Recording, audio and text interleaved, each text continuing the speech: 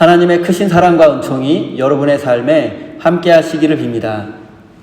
오늘은 모든 사람이 하나님의 구원을 보게 될 것이다 라는 제목으로 함께 하나님의 말씀을 나누겠습니다.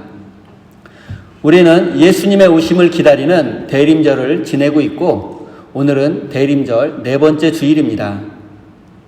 여러분은 어떤 마음으로 예수님을 기다리고 계십니까? 해마다 크리스마스가 되면 어린아이들은 산타 할아버지를 기다립니다. 여러분, 그런데 만약 산타 할아버지가 선물을 가지고 오지 않는다면, 빈손으로 온다면 어떻게 될까요? 아이들은 실망하고 다음부터는 산타를 기다리지 않을 것입니다. 그리고 많은 그리스도인들이 하나님을 산타로 생각하고 선물을 기다리고 있는 것 같습니다. 선물은 사업이나 장사가 잘 되는 것이고 병이 낫고 건강해지는 것, 그리고 자녀들이 좋은 대학에 입학하고 또 좋은 직장을 구하는 것 등입니다. 어쩌면 우리는 이 대림절 기간에 예수님을 기다리는 것이 아니라 예수님께서 이런 선물을 가져다 주시기를 기다리고 있는지도 모르겠습니다.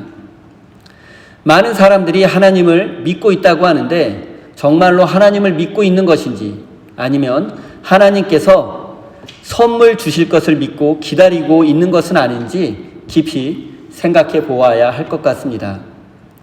만약 하나님께서 여러분이 기다리고 있는 선물을, 여러분이 바라고 있는 선물을 여러분이 기대한 시간이 지났음에도 주시지 않는다면 여러분은 그때에도 하나님을 기쁨으로 믿으시겠습니까? 아니면 원망하고 불평하시겠습니까? 여러분은 믿음이 무엇이라고 생각하십니까? 여러분은 교회를 다니며 무엇을 믿고 계십니까? 많은 사람들이 예수님을 믿는다고 하는데 여러분, 그렇다면 예수님은 무엇을 믿고 계셨을까요? 예수님의 믿음은 과연 무엇이었을까요? 예수님이 무엇을 믿었기에 십자가의 길을 가셨고 아버지의 뜻에 죽기까지 순종하셨을까요? 예수님은 도대체 무엇을 믿으셨기에 그런 삶을 사셨을까요? 저는 예수님이 믿었던 것을 믿고 또 예수님처럼 말하고 행동하고 사는 것이 참된 믿음이라고 생각합니다. 예수님이 가지셨던 그 믿음을 가지고 사는 것이 믿음입니다. 예수님을 믿는다는 것은 그분의 믿음이 나의 가치관과 세계관 그리고 인생관이 되는 것입니다. 나의 말과 행동의 기준이 되는 것, 그것이 바로 우리가 예수님을 올바로 믿고 있는 것입니다. 교회에서 자주 듣는 말 중에 하나가 바로 사람은 잘 안 변한다라는 말입니다. 교회를 다니고 있음에도, 그리고 또 올바르게 살고 싶은 마음이 있는데도 사람은 잘 변하지 않습니다. 왜 그럴까요? 왜냐하면 우리의 마음은 이미 다른 것으로 가득 차 있기 때문입니다. 우리의 내면이 이미 세상의 가치관과 세속적인 삶의 방식으로 가득 차 있기 때문입니다. 그래서 우리 안에 있는 세속적인 것들을 먼저 빼내야 합니다. 그런데 세속적인 삶의 방식을 완전히 빼내지 않는다면 우리는 하나님과 세상 사이에서 항상 양다리를 걸치며 사는 존재가 될 수밖에 없습니다. 우리 안에 이미 자리 잡고 있는 세속적인 가치관을 제거하지 않고 우리 안에 믿음을 집어넣으면 나중에 들어온 믿음이 내가 이미 가지고 있던 세상의 가치관을 강화하고 합리화하는 도구로 사용되는 경우가 많습니다. 이미 내 안에 들어있는, 내 안에 가득 차 있는 세속적인 가치관을 빼내지 않는다면,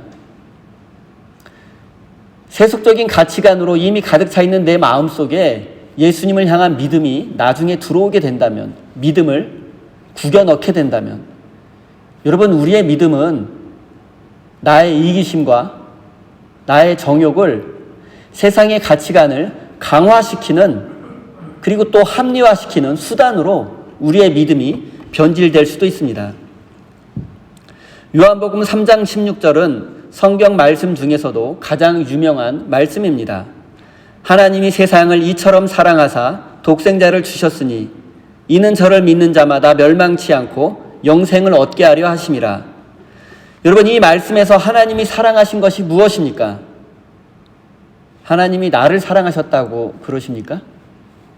아닙니다. 하나님은 본질적으로 세상을 사랑하셨습니다. 그런데도 우리는 하나님께서 나를, 우리 가족을, 우리 교회를 사랑하신다고 믿습니다. 그리고 이런 생각이 강해지면 하나님은 나를 더 사랑하시고, 하나님은 특별히 우리 교회를 더 사랑하시고, 하나님은 특별히 우리 가족을 더 사랑하신다고 그렇게 생각하고 그렇게 믿게 됩니다.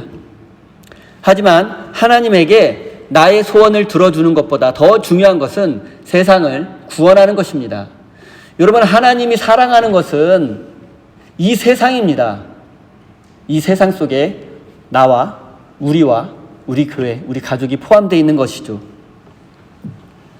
하나님은 물론 나를 사랑하시고 우리를 사랑하시지만 하나님께서 예수님을 이 땅에 보내신 근본적인 이유는 세상을 사랑하기 때문이라는 사실을 잊지 말아야 할 것입니다.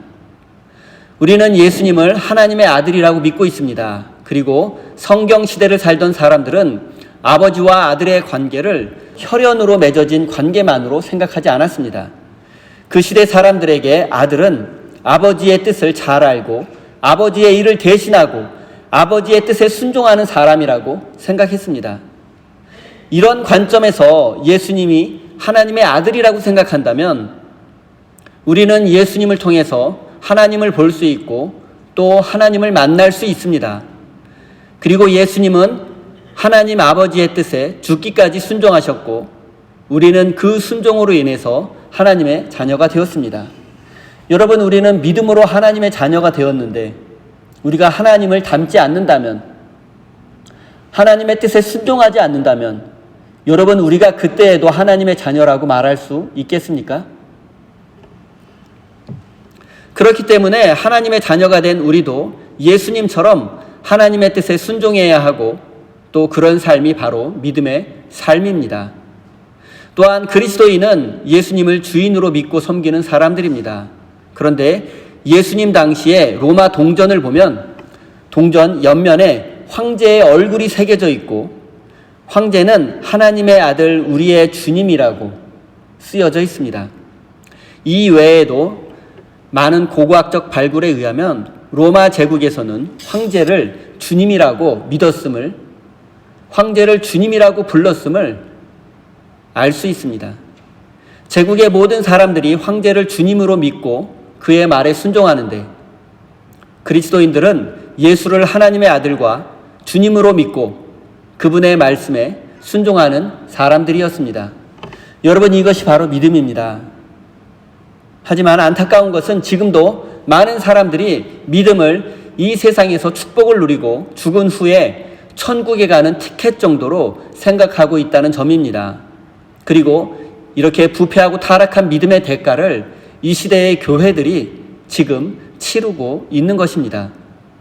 사랑하는 성도 여러분, 우리는 예수님의 오심을 기다리는 대림절 기간을 지내고 있습니다.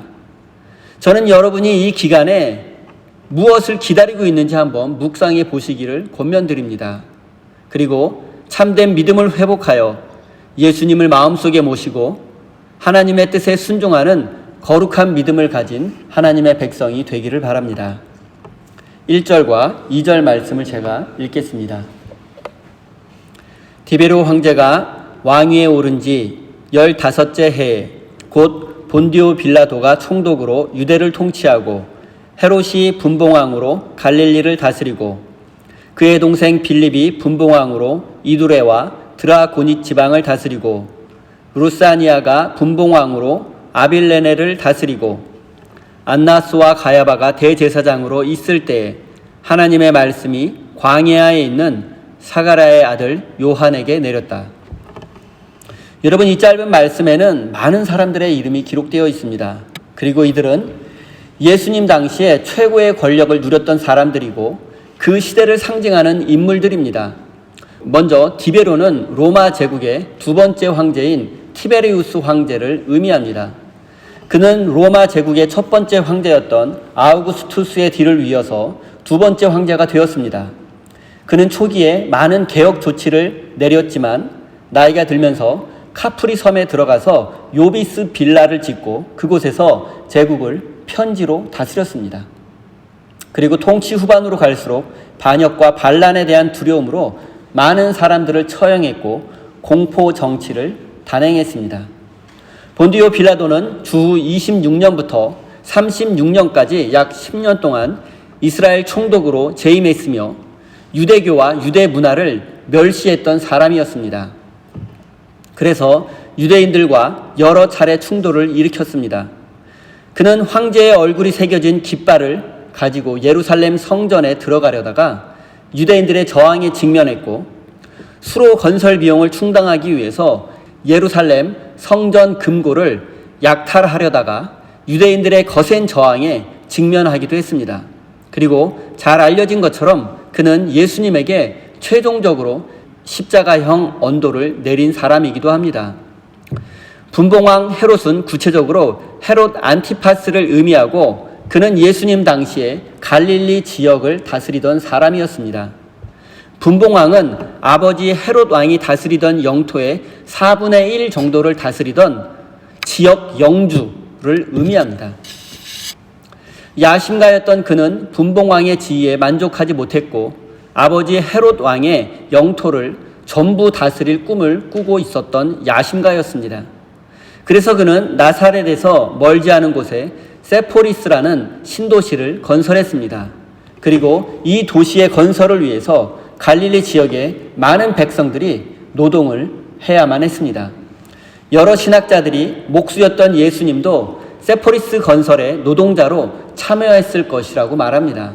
그리고 헤롯 안티파스는 얼마 지나지 않아서 갈릴리 호숫가에 당시 로마 황제였던 티베리우스의 이름을 따서 디베랴라는 신도시를 건설했습니다.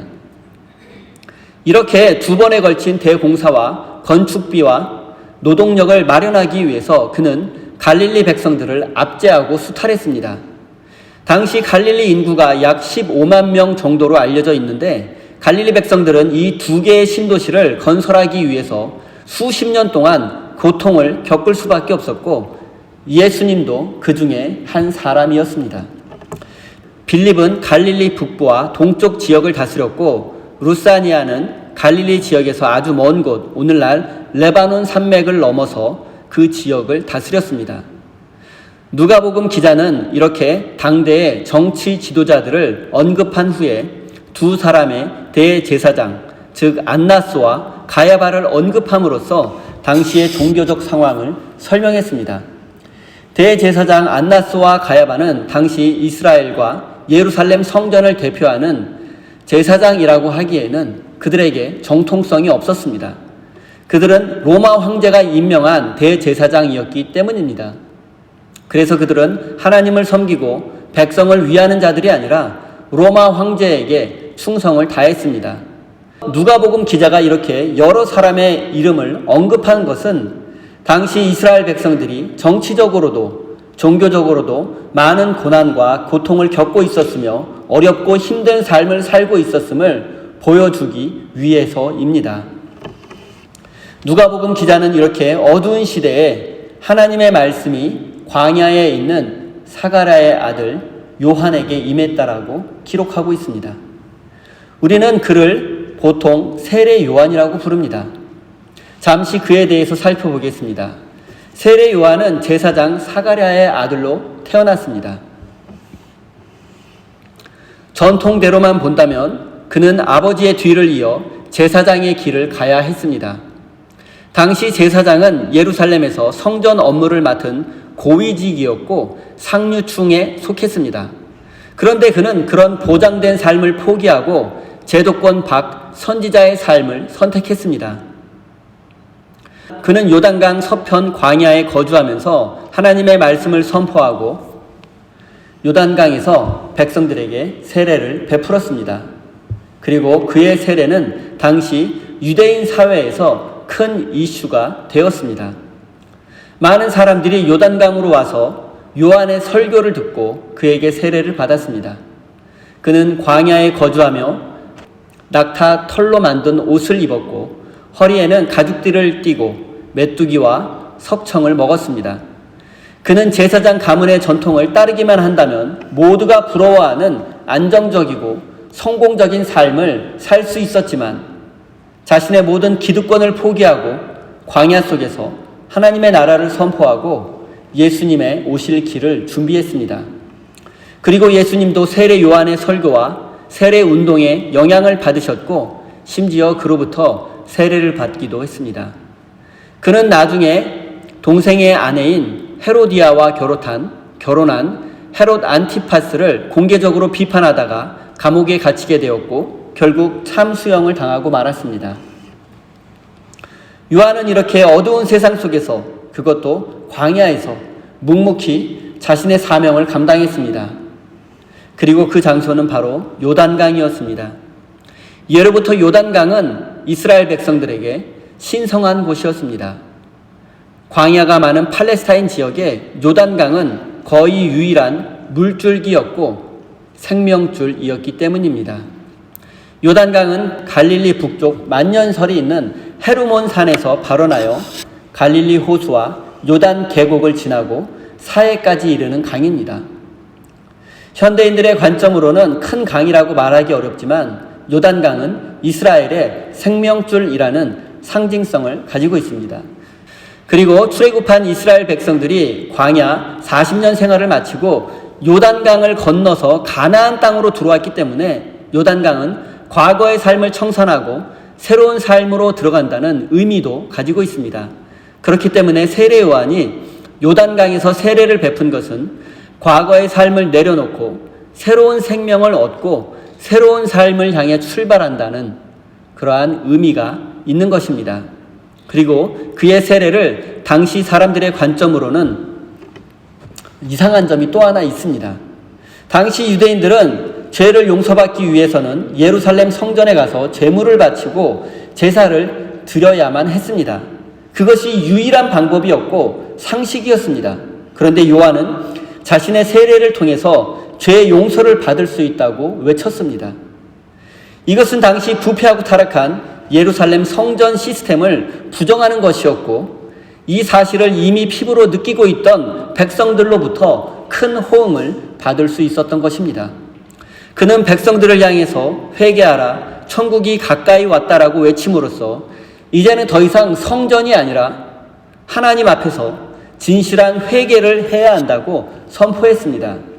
또한 그는 단지 마음의 후회나 뉘우침 같은 감정적인 회개가 아니라 회개에 합당한 열매를 맺어야 한다고 외쳤습니다. 사랑하는 성도 여러분, 마음의 변화가 없고 삶의 변화가 없는 회개, 그리고 열매 없는 회개는 모두 거짓입니다.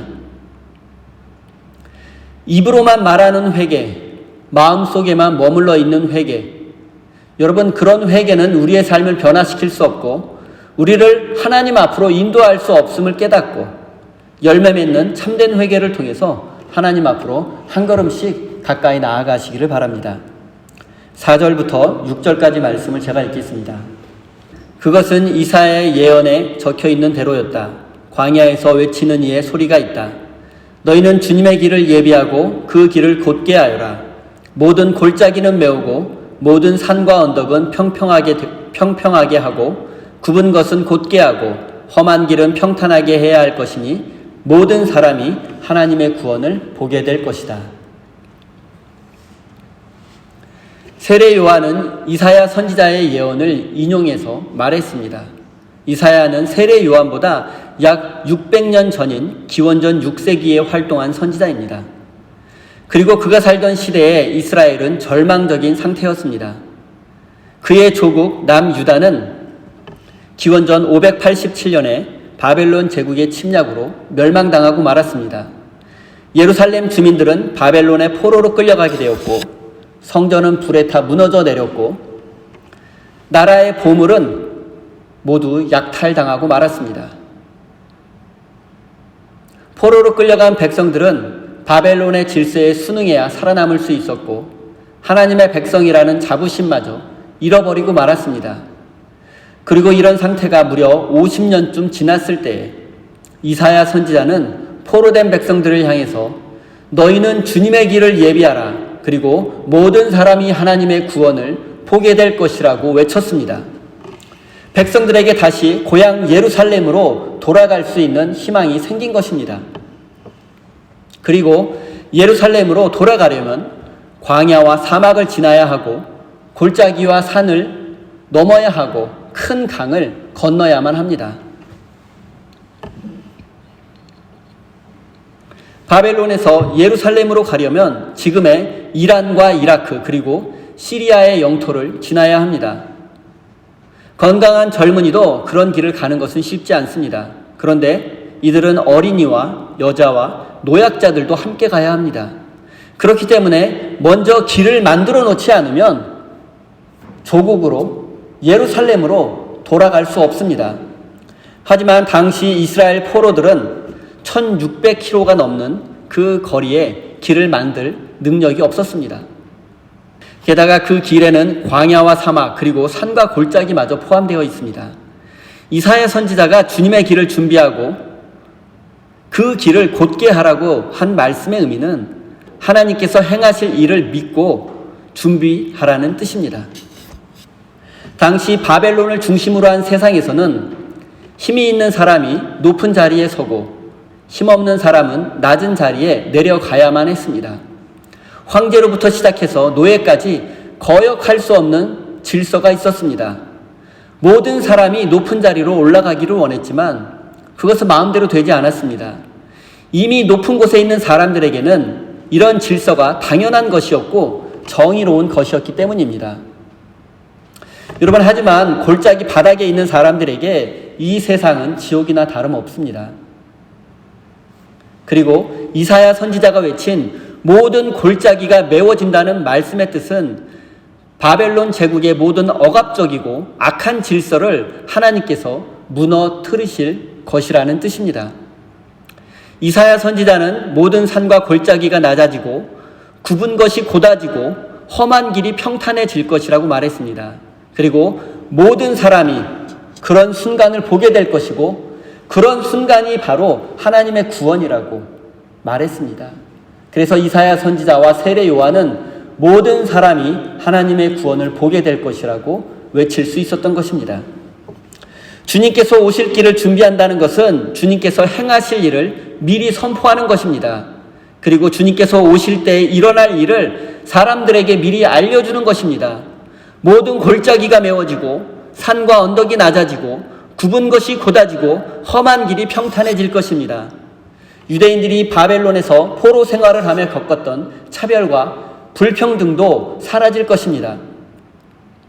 권력자의 행포가 더 이상 용납되지 않는 세상, 돈과 성공이 최고의 가치가 아닌 세상, 잘난 사람과 못난 사람의 차이와 차별도 없는 세상, 그런 세상이 올 것입니다.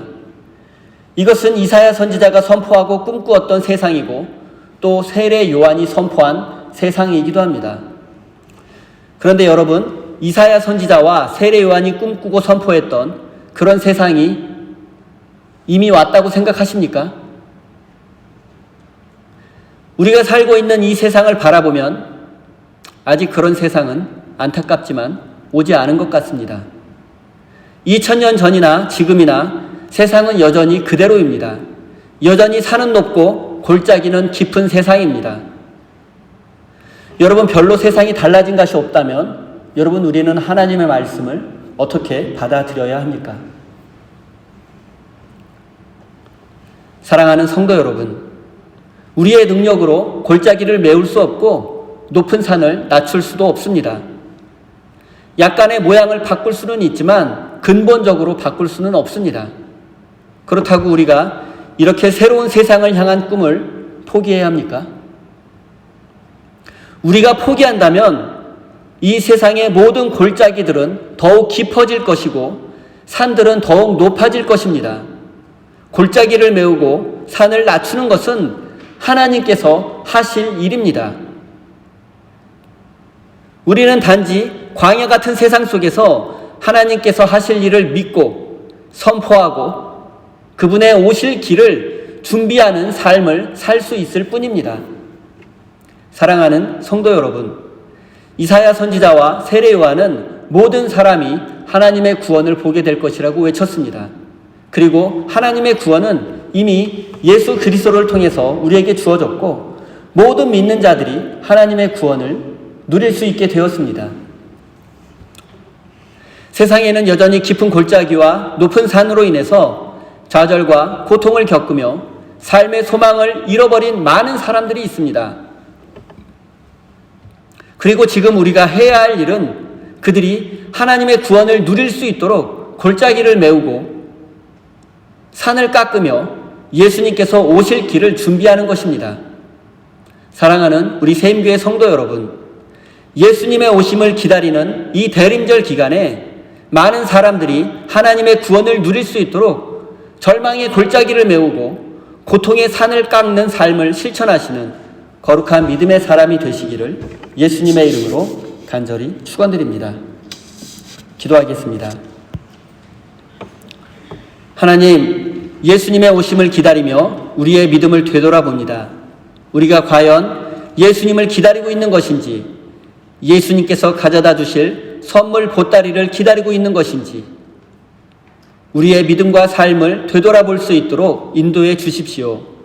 그리고 말뿐인 회개가 아니라 회개에 합당한 열매를 맺고 변화된 삶을 살 수 있도록 은혜 내려 주십시오. 하나님, 힘없는 백성들은 고난과 고통 그리고 두려움과 절망으로 이끌었던 권력자들은 하나님의 심판의 대상이 되었지만 어쩌면 지금 우리는 그 악한 권력자들이 누렸던 부와 권세를 꿈꾸며 살고 있는지도 모르겠습니다. 하나님, 우리 마음속에 오셔서 우리가 세속적인 가치관을 포기할 수 있도록 인도해 주시고 생명의 말씀으로 우리의 삶을 이끌어 주십시오. 하나님, 우리가 살고 있는 이 세상에는 여전히 산은 높고 골짜기는 깊습니다. 하지만 예수님을 통해서 모든 사람이 하나님의 구원을 누리게 될 것을 믿으며 다시 오실 예수님을 기다리며 주님의 오실 길을 예비하는 믿음의 삶을 살 수 있도록 인도해 주십시오. 사랑의 하나님, 우리 세임교회 성도들이 베풀어 주신 은혜에 감사드리며 귀한 예물을 올려드립니다. 이 예물 속에 담긴 저들의 마음과 상황과 형편을 주님께서 모두 아시오니 저들의 삶에 하나님의 기쁨이 항상 넘쳐날 수 있도록 은혜 내려 주십시오. 아프고 상한 마음은 위로하여 주시고 지치고 고단한 우리의 몸에는 새 힘을 주시고 육신의 연약함으로 고통 중에 있는 자들은 고쳐주시고 회복시켜 주십시오. 우리의 인생 속에 있는 염려와 걱정 그리고 두려움을 모두 내려놓고 주님께서 이끄시는 대로 순종하며 나아갈 수 있도록 인도해 주십시오. 하나님, 사랑하는 성도들의 일터와 사업에 은혜 내려주시고 축복해 주셔서 풍성한 열매를 맺을 수 있도록 인도해 주시고 주님의 몸된 우리 세임교회와 하나님의 나라를 위해서 더욱 헌신할 수 있도록 귀한 믿음을 허락하여 주옵소서. 예수님의 이름으로 기도드립니다. 아멘.